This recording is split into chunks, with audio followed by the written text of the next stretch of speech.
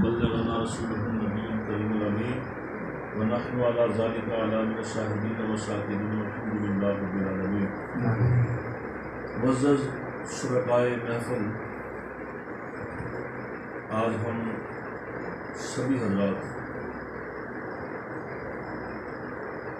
سالار جمہوریت سردار سکندر حیات خان صاحب،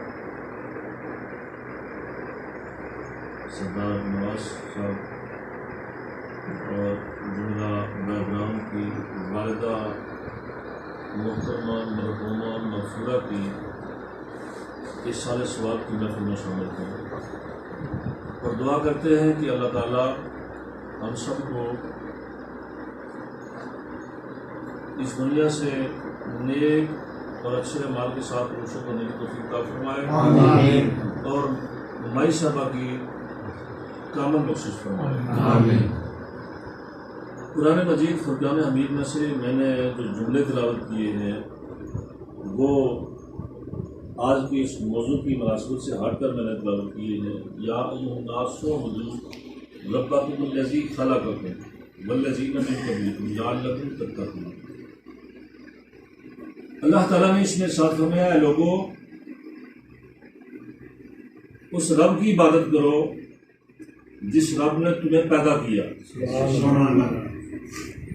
اور تم سے پہلے لوگوں کو بھی پیدا کیا ہے، اور عبادت اس لیے کرو تاکہ تم متقی بن جاؤ، پرہیزگار بن جاؤ. اس آیا مقدسہ کے ضمن میں چند میں باتیں آپ سے گفتگو کروں گا بطور اسلام.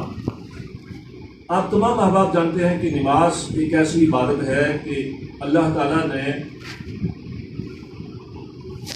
کم و بیش 750 مرتبہ نماز کا حکم قرآن مجید میں ارشاد فرمایا ہے، اور نماز ایک ایسی عبادت ہے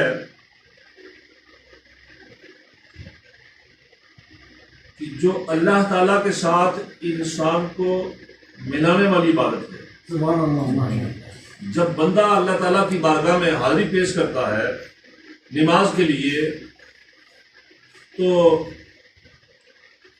گویا وہ اللہ کو دیکھ رہا ہوتا ہے. الصلاۃ معراج المومنین، مومن کی معراج ہے یہ نماز. اور ضرور فرماتے ہیں کہ تمہارے دل میں یہ خیال ہونا چاہیے کہ میں رب کی بارگاہ میں پیش ہوں اور میں رب کی زیارت کر رہا ہوں، رب کو دیکھ رہا ہوں. اور اگر تم میں یہ حقیقت نہیں کہ تم رب کو دیکھ نہیں رہے تو کم از کم تمہارے اندر یہ خیال ہونا چاہیے کہ جس کی میں عبادت کر رہا ہوں، جس کی بارگاہ میں حاضر ہوں، وہ تو مجھے دیکھ رہا ہے.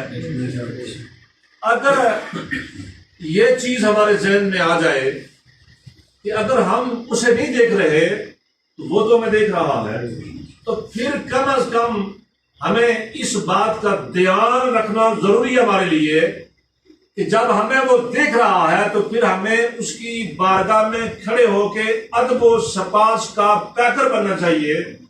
اس انداز سے ہمیں نماز ادا کرنی چاہیے کہ خشوع و خضوع سے مزین ہو وہ نماز، اور ایسی مؤدبانہ نماز ہو کہ جس نماز کو میرا رب دیکھ کے خوش ہو اور وہ نماز ہمارے لیے بخشش کا نجات کا ذریعہ بن جائے. اسی لیے فقہائے احناف کے اس بارے میں 2 گروہ ہیں جن کے 2 مختلف اقوال ہیں خشوع و خضوع کے ضمن میں،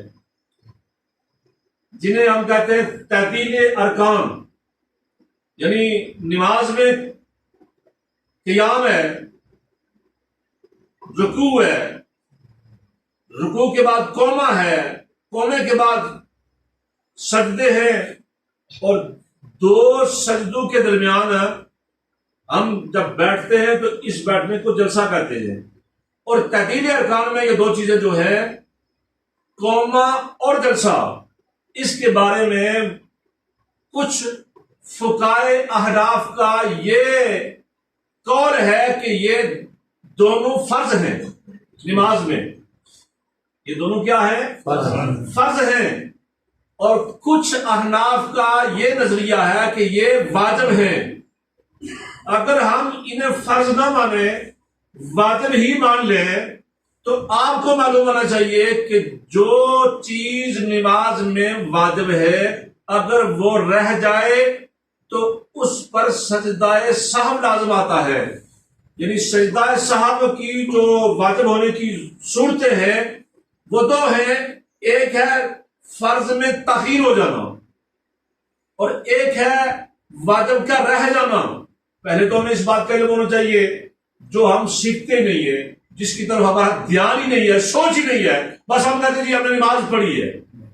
حالانکہ ہمیں یہ سوچ ہونی چاہیے کہ نماز جو ہم پڑھ رہے ہیں، اگر ہم فرض پڑھ رہے ہیں تو فرض میں بھی کچھ چیزیں فرض ہیں، اگر ہم سنن پڑھ رہے ہیں تو سنن میں بھی کچھ چیزیں فرض ہیں، اگر ہم نوافل پڑھ رہے ہیں تو نوافل میں بھی کچھ چیزیں فرض ہیں، یا ہم واجب نماز پڑھ رہے ہیں تو اس میں بھی کچھ چیزیں فرض ہیں، اس میں بھی کچھ چیزیں واجب ہیں، اس میں بھی کچھ چیزیں سنن ہیں۔ ان چیزوں کا دھیان رکھنا بہت ضروری ہے۔ کم از کم ہر مسلمان کو اس بات کا سمجھنا ہر مسلمان کے لیے ضروری ہے کہ نماز میں فرض چیزیں کون سی ہیں اور نماز میں واجب چیزیں کون سی ہیں۔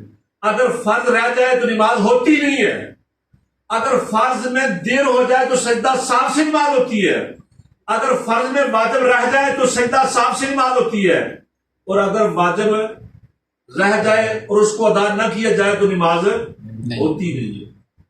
اب یہ دو مختلف فقہائے کرام کے جو اقوال ہیں کہ تعدیل ارکان ایک کے نزدیک فرض ہے، دوسرے کے نزدیک واجب ہے۔ اگر فرض ہے تو جس نے قوما نہیں کیا اس کی نماز ہوئی نہیں، جس نے جلسہ نہیں کیا، دو سجدوں کے درمیان بیٹھا نہیں، اس کی نماز نہیں ہوئی۔ اور اگر یہ مان لیا جائے کہ یہ دونوں چیزیں تعدیل ارکان میں جو چیزیں ہیں یہ چیزیں واجب ہیں، تو کم از کم اگر واجب ہیں یہ، تو اگر قوما نہیں ہم نے کیا تو سجدہ صاحب لازم ہے، اگر ہم نے سجدہ صاحب ادا نہیں کیا تو ہماری نماز نہیں ہوئی۔ دونوں سجدوں کے درمیان اگر ہم بیٹھے نہیں تو واجب ہم نے چھوڑ دیا، اور اگر ہم نے واجب چھوڑ دیا تو سجدہ صاحب لازم آتا ہے۔ اگر ہم نے سجدہ صاحب بھی نہیں ادا کیا تو ہماری نماز ہوئی نہیں۔ آج کی اس نشست میں تمام احباب کو یہ دعوت فکر دیتا ہوں کہ نماز ہم سبھی پڑھتے ہیں بحیثیت مسلمان، کسی کی بھی نجات نماز کے بغیر نہیں ہے، لیکن نماز کی روح ہے خشوع و خضوع، نماز کی روح ہے تعدیل ارکان۔ اگر آپ تعدیل ارکان کے بغیر نماز پڑھتے ہیں تو یہ ایک مشق تو ہو سکتی ہے، لیکن اللہ کو راضی کرنے والی عبادت نہ سمجھیں اس کو۔ اللہ کو راضی کرنے والی عبادت وہی ہے کہ جو آپ ان اصولوں، ان قواعد کے مطابق پڑھتے ہیں جو اصول اور قواعد ہمیں رسول اللہ صلی اللہ علیہ وآلہ وسلم نے سکھائے ہیں۔ اگر ان سے خالی ہے ہماری نماز تو یہ نماز نہیں، بس ایک مشق کے طور پر اس کو سمجھے۔ اللہ تعالیٰ کی بارگاہ میں دعا ہے اللہ تعالیٰ ہمیں صحیح نماز پڑھنے کی توفیق عطا فرمائے۔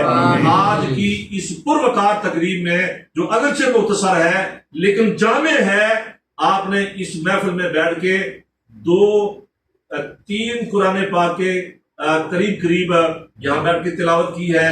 یہ اس لیے میں کہتا ہوں کہ اگرچہ یہ مختصر محفل ہے لیکن جامع ہے کہ آپ نے یہاں بیٹھ کے ذکر کیا اللہ تعالیٰ کا، اور یہ خوبصورت وقت ہے جو ذکر کا وقت ہے، سب سے بہترین وقت اس دنیا میں۔ اگر آپ کو کوئی نصیب ہوتا ہے نا اچھا وقت، تو وہ سب سے بہترین وقت وہ ہے کہ جس وقت میں آپ کو اللہ کا ذکر کرنا نصیب ہوتا ہے۔